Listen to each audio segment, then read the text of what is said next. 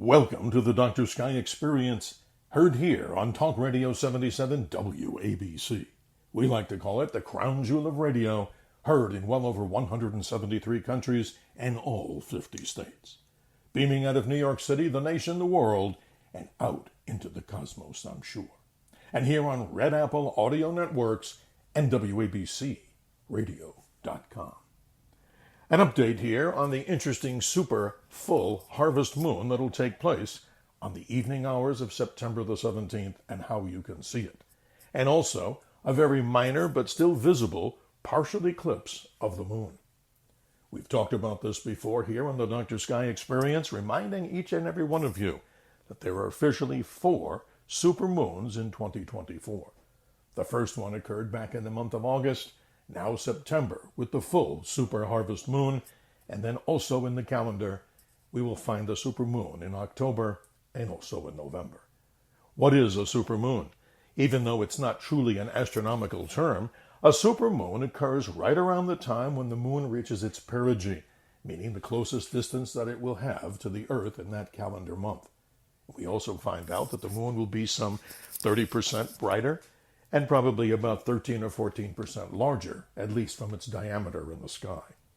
Without getting overly technical, the moon has a diameter in our sky of about 1/2 of a degree, which translates into a more precise measurement of about 30 minutes of arc. We find out that this particular moon will have a larger size of 33.7 minutes of arc, noticeable, of course, to the eye. But what about the full super harvest moon that makes it so important? A little bit of history about what a harvest moon is. As we find out that this particular moon, the full moon that's closest to the autumnal equinox, and in this particular case, we find a seasonal change coming on Sunday, September the 22nd at exactly 8:44 a.m. Eastern Daylight Time. Convert your time zones accordingly. In days when we were much more of an agricultural society, people, of course, used the extra moonlight to harvest crops, thus the namesake, the harvest moon. Why does this technically happen? This particular time of autumn, this ecliptic band that we call the path of the sun and the moon and the planets, seems to be at a higher arc for us here in the Northern Hemisphere. So what you'll find out on that evening, which is Tuesday night, the 17th, check your local time for moonrise, and you will find out that the moon will rise or also be in the sky nearly at the same time that the sun would set. Normally we find a moon that rises at full to be about 30 or 40 minutes in rising after sunset. So with the moon already in the sky or just about rising at the same time of sunset, this makes for a beautiful sight. So get out those smartphones that have great cameras, professional cameras, DSLRs, or video to record what might be a more phenomenal event memory. We now find out that a very small partial eclipse of the moon will take place. And here are the times that we find out this happens. As you're looking at that beautiful full super harvest moon, notice that exactly at 10:12 p.m. Eastern Daylight Time on Tuesday the 17th, we find out that you'll see a darkening to the upper edge of the moon. Why is this happening? The moon moves through 2 of the shadows of the Earth, one called the outer shadow, the penumbra, which you really can't see with the eye, but the umbral shadow is the central core of the Earth's shadow. So 3.8% of the moon is going to go into this darker or inner shadow, and that takes place once again at 10:12 p.m. Eastern Daylight Time. Convert your time zones accordingly. The maximum of this eclipse will happen at 10:44 p.m. Eastern Daylight Time on the 17th of September. Once again, we find 3.8% of the moon in the umbra. Now, many people may wonder, why is this particular event even noteworthy? Because you'll notice a reddening or darkening to the upper edge of the moon, as if the moon had some sort of a hat or a red cap on it. Quite interesting. For those of you that can't get enough of partial eclipses of the moon, the entire event will end by 11:17 p.m. Eastern Daylight Time, a most amazing event. And if you're really interested in getting ready for this particular supermoon, and also this very small but important partial eclipse of the moon, I recommend that you take a look and stay up on the evening of the 16th into the early morning hours of the 17th.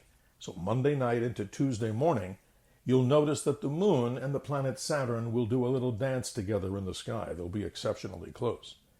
But for West Coast observers, you will have the best opportunity of all if you have clear skies. You will see the full moon, or the nearly full moon, cover up or eclipse Saturn at about 4 a.m. local time. That's Pacific Daylight Time. And you will see that event, if you have a telescope, you'll notice that this planet Saturn now, which its rings are nearly edge-on, will of course be hugging the left edge of the moon. That's a rare sight. And that eclipse will take place for many when Saturn is hidden, of course, behind the moon. But unfortunately, sunrise may prevent you from seeing the reappearance, depending on where you're at. So some great things happening in our skies. But remember, eclipses of the moon are fascinating. They're safe to view with the eye. Let's make that, statement right now, as opposed to looking at any partial or total solar eclipse until totality.